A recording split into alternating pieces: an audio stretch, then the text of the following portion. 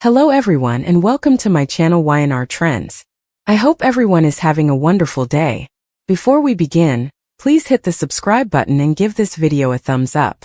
Eventually, the verity that had been stewing beneath times of guarded ganders, half-answers, and precisely constructed falsehoods erupted with quiet but unrecoverable force when Matt reached the emotional breaking point that had visited him his entire life, a moment that felt less like an explosion and more like a slow, suffocating collapse as every secret he carried began to crush him from the inside out, because Matt had always known that the story he was told about his parents no way completely added up. And living in Genoa City where patrimonies define identity and pedigrees shape fate's only stone that dubitation into a lifelong pang that refused to heal, especially every time he crossed paths with Jack Abbott or Diane Jenkins and felt a strange, inarguable pull that he could no way explain. A sense of recognition that went far beyond coexistence and crept into his dreams, his fears, and the questions he avoided asking indeed himself. And as the weight of the history grew heavier, Matt's jest had shifted in subtle but telling ways,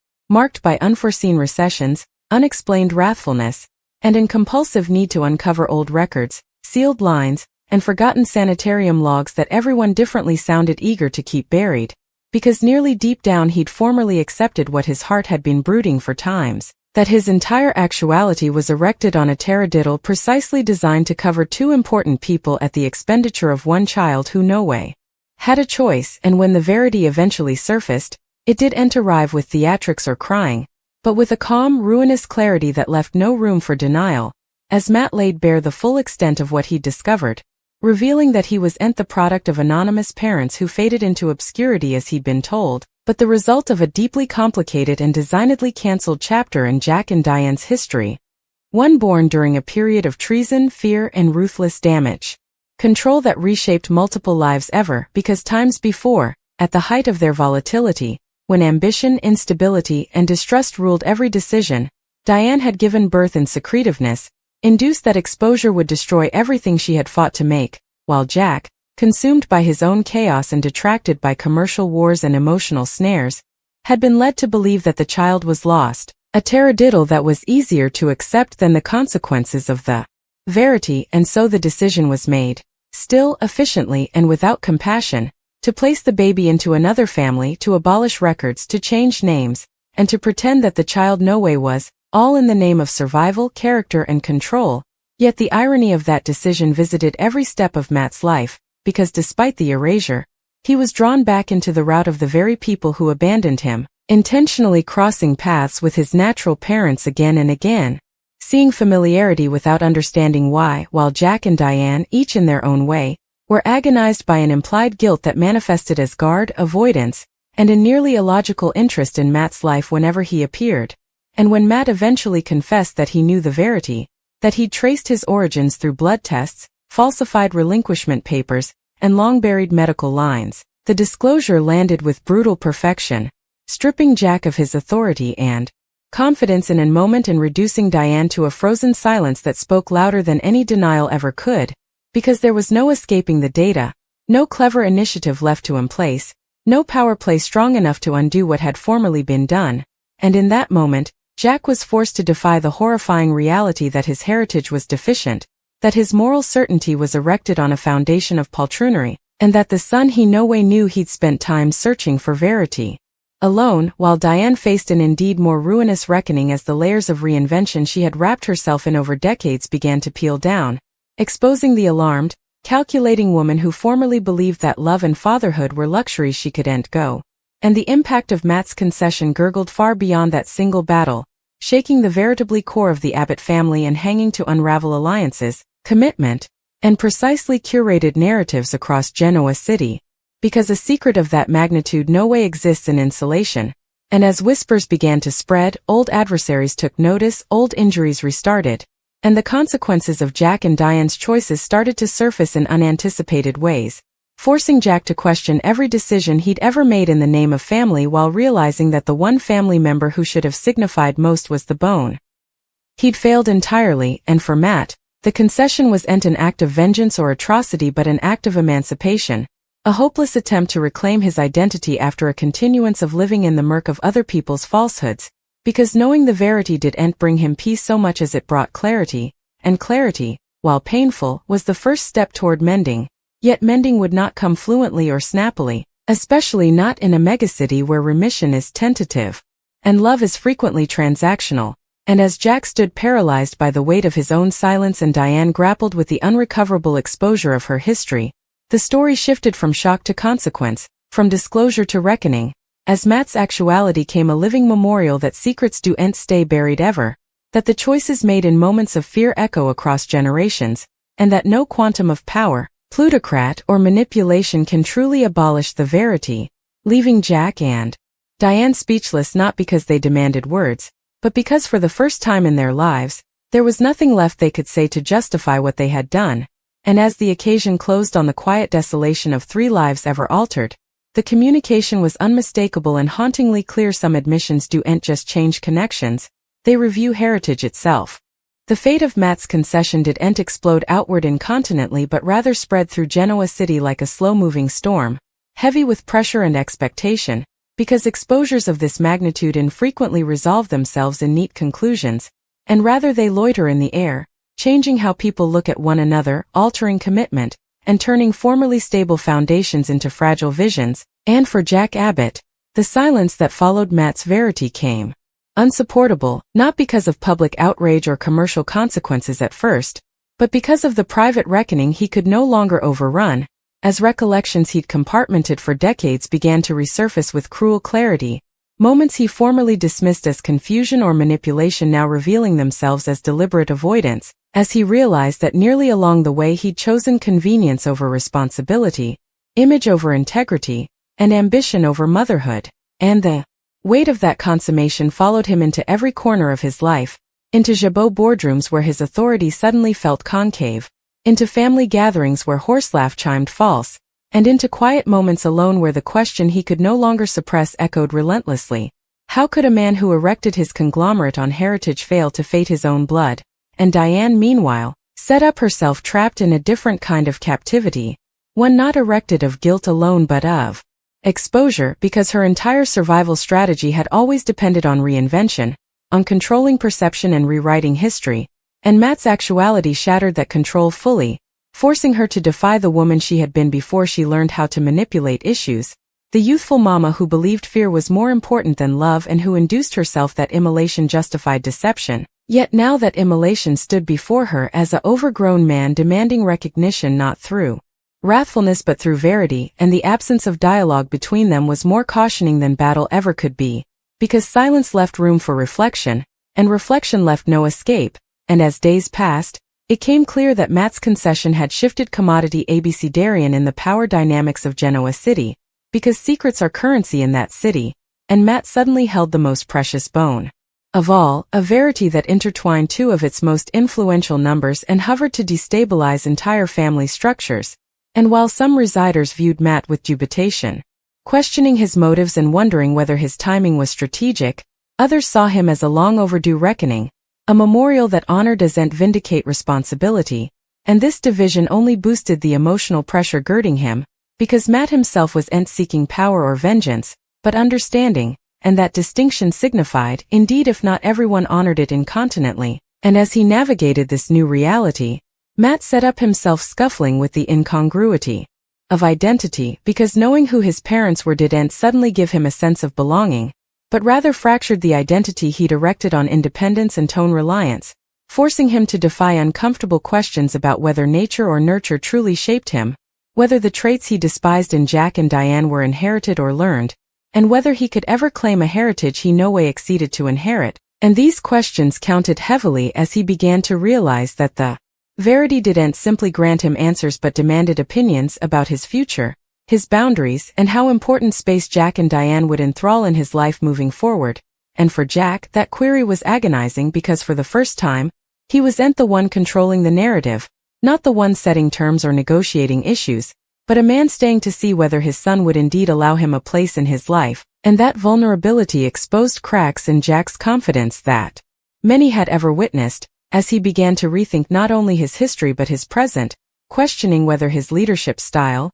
his connections, and his moral compass had been shaped by a continuance of avoiding emotional responsibility, and Diane's reckoning unfolded else but no less sorrowfully, as she plotted with the consummation that her survival instincts had eventually bring her the one connection that might have predicated her, and that the polished, composed woman she presented to the world was erected on a foundation of loss she no way truly reused. And as Genoa City's social circles buzzed with enterprise and half-trueness, the counter-accusations of Matt's concession began to ripple outward, affecting not just Jack and Diane but the Abbott family as a whole, as siblings and abettors were forced to defy the possibility that their understanding of family history was deficient, and that fidelity to Jack might bear redefining one's judgments and unborn faithfulness. And this query created fractures within the family that couldn't be ignored, as old resentments resurfaced and new alliances formed grounded on who believed Matt, who misdoubted him, and who stressed what the verity might bring them tete-a-tete.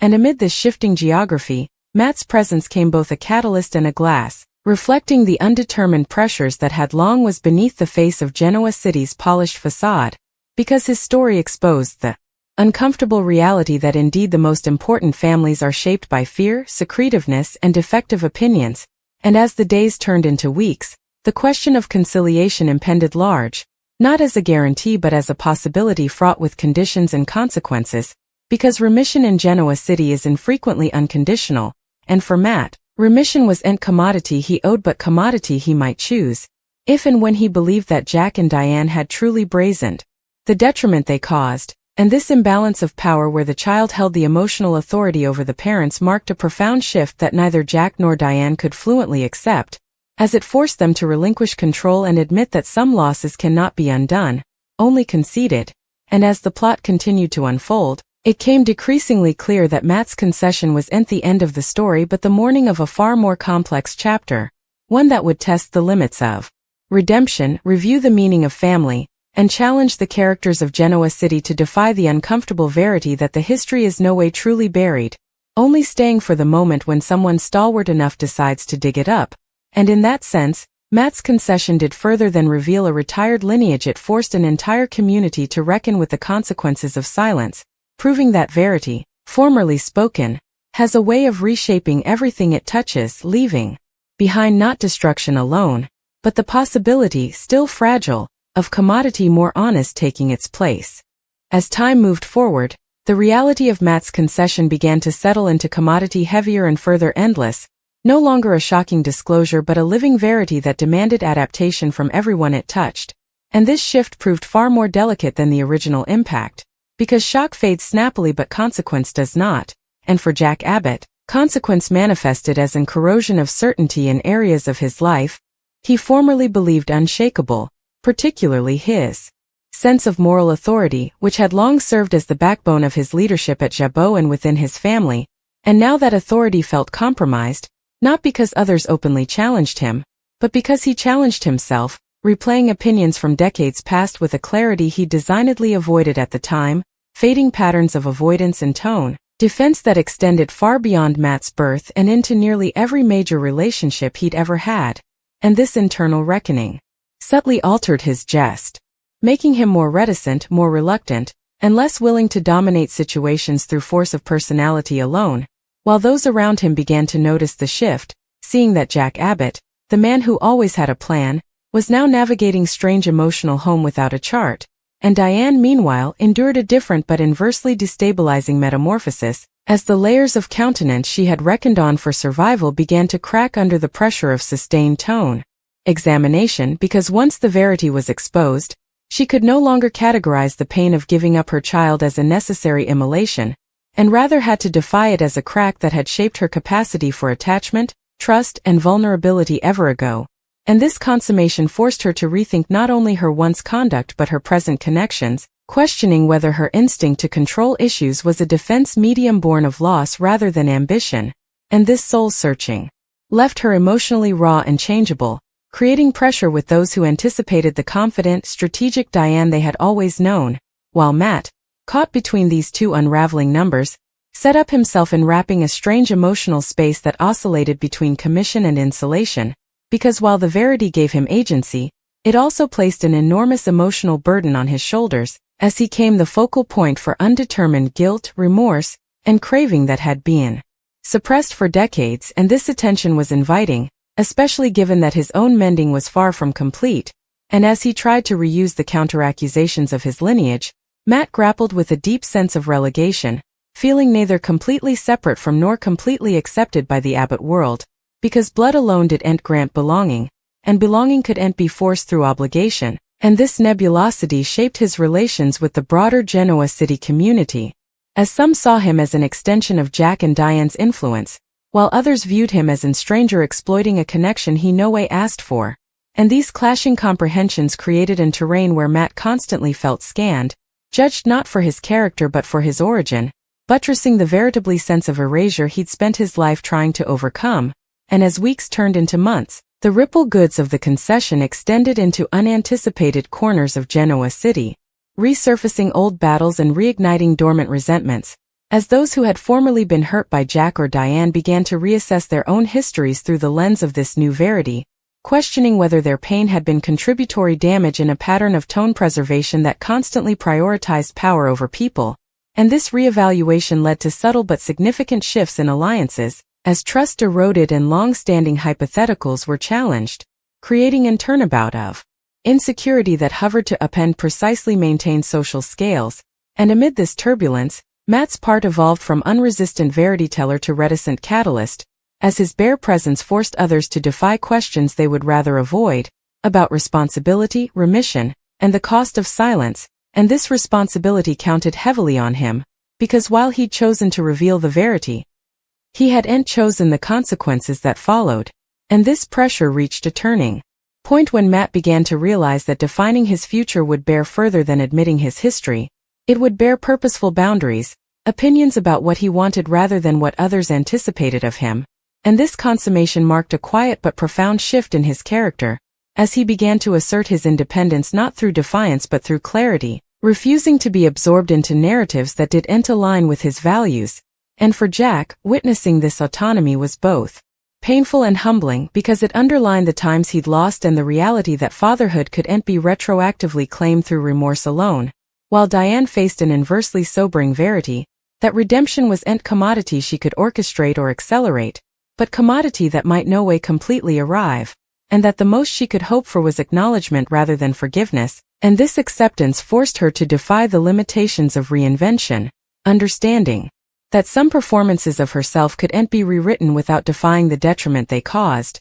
And as the plot strengthened, it came clear that Matt's concession had permanently altered the emotional armature of Genoa City, introducing a new subcast of complexity to connections that formerly sounded straightforward, because it challenged the myth that power equates to control and that heritage can be curated without consequence, and rather revealed a more uncomfortable verity, that identity is shaped as important by what's hidden as by what's known, and that mending when it comes at each is infrequently neat or complete. And as the narrative moved forward, the question was no longer whether Jack and Diane could recover from the exposure of their secret, but whether they could evolve beyond it, whether they could learn to live in a reality where verity mandated the terms rather than fear, and whether Matt, having reclaimed his origin, could now claim a unborn, defined not by abandonment or disclosure, but by choice, leaving Genoa City ever changed by a concession that didn't end with answers, but with the enduring challenge of living actually in its fate.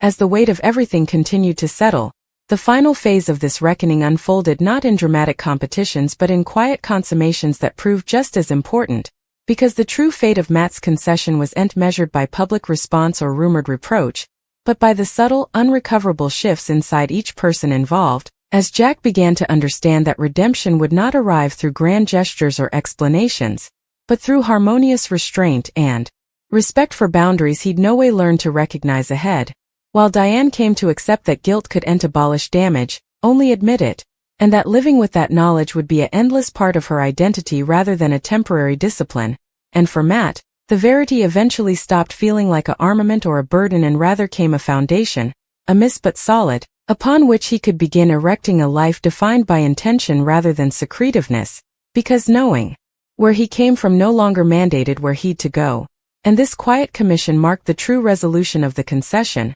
as Genoa City acclimated to a reality in which heritage was no longer unquestioned and power no longer insulated anyone from consequence, leaving behind a lasting memorial that verity doesn't always bring check, but it does bring clarity. And occasionally clarity is the only honest ending there can be.